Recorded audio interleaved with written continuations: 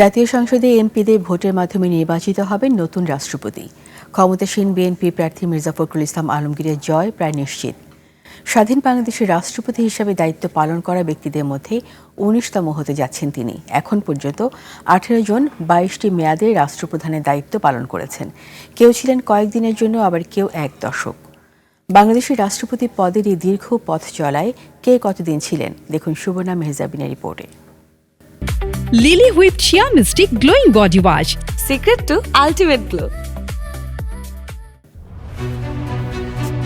স্বাধীন বাংলাদেশের রাষ্ট্রপতি পদে প্রথম নাম শেখ মুজিবুর রহমান। তিনি দুবার রাষ্ট্রপতির পদে দায়িত্ব পালন করেছিলেন। ১৯৭১ সালের ২৬ মার্চ থেকে ১৯৭২ সালের জানুয়ারি পর্যন্ত প্রবাসী সরকারের রাষ্ট্রপতি ছিলেন তিনি। পরে দেশে ফিরে প্রধানমন্ত্রীর দায়িত্ব নেন। ৩ বছর পর সংবিধান পরিবর্তনের মাধ্যমে দেশে একদলীয় শাসন ব্যবস্থা চালু হয়। রাষ্ট্রপতি শাসিত সরকার প্রবর্তন হলে ১৯৭৫ সালের ২৫ জানুয়ারি আবারও রাষ্ট্রপতির দায়িত্বে ফেরেন শেখ মুজিব। ১৫ আগস্ট পর্যন্ত ছিলেন পদটিতে।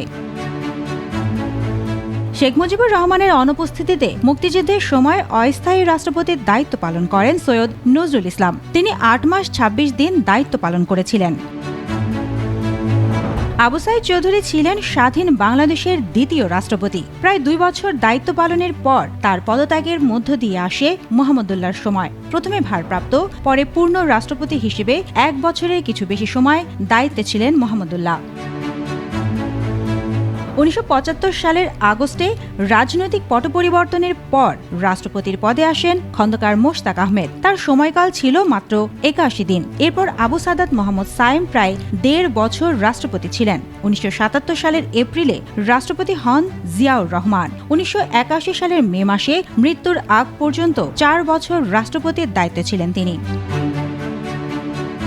জিয়াউর রহমানের মৃত্যুর পর রাষ্ট্রপতির দায়িত্ব নেন বিচারপতি আব্দুস সাত্তার। অস্থায়ী রাষ্ট্রপতি থেকে নির্বাচিত রাষ্ট্রপতি হলেও তার সময়কাল দীর্ঘ হয়নি। মাত্র কয়েক মাসের ব্যবধানে ১৯৮২ সালের সামরিক অভ্যুত্থানে ক্ষমতা হারান তিনি। এরপর রাষ্ট্রপতি হয়ে প্রায় ২১ মাস ক্ষমতায় ছিলেন বিচারপতি আবুল ফজল মোহাম্মদ আহসান উদ্দিন চৌধুরী। ১৯৮৩ সালের ডিসেম্বরে রাষ্ট্রপতি হন হুসেইন মোহাম্মদ এরশাদ। সময়কাল ছিল প্রায় ৭ বছর। এ সময় রাষ্ট্রপতি পদটি আবারও সামরিক শাসনের সঙ্গে সরাসরি যুক্ত হয়। ১৯৯০ সালের গণ আন্দোলনে এরশাদের পতনের পর রাষ্ট্রপতি হন বিচারপতি শাহাবুদ্দিন আহমেদ। তবে তার দায়িত্ব ছিল মূলত একটি রাজনৈতিক উত্তরণ সম্পন্ন করা, নিরপেক্ষ তত্ত্বাবধায়ক সরকারের মাধ্যমে নির্বাচন আয়োজন এবং নির্বাচিত সরকারের কাছে ক্ষমতা হস্তান্তর। ১৯৯১ সালের অক্টোবরে সেই দায়িত্ব শেষ করেন তিনি।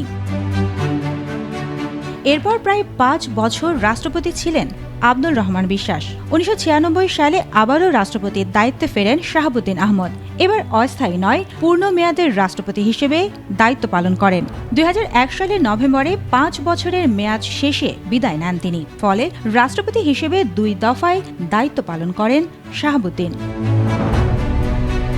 ২০০১ সালের পর রাষ্ট্রপতি পদে আসে আরেক দফা দ্রুত পরিবর্তন। AQM বদরুদ্দোজা চৌধুরী রাষ্ট্রপতির দায়িত্ব নেওয়ার মাত্র ৭ মাসের মাথায় পদত্যাগ করেন। তারপর কয়েক মাস ভারপ্রাপ্ত রাষ্ট্রপতির দায়িত্ব পালন করেন স্পিকার মোহাম্মদ জমির উদ্দিন সরকার।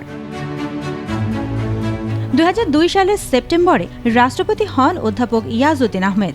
রাজনৈতিক অস্থিরতার মধ্যে তত্ত্বাবধায়ক সরকার প্রধানের দায়িত্বও পালন করেন তিনি। প্রায় ৬.৫ বছর রাষ্ট্রপতি ছিলেন ইয়াজউদ্দিন।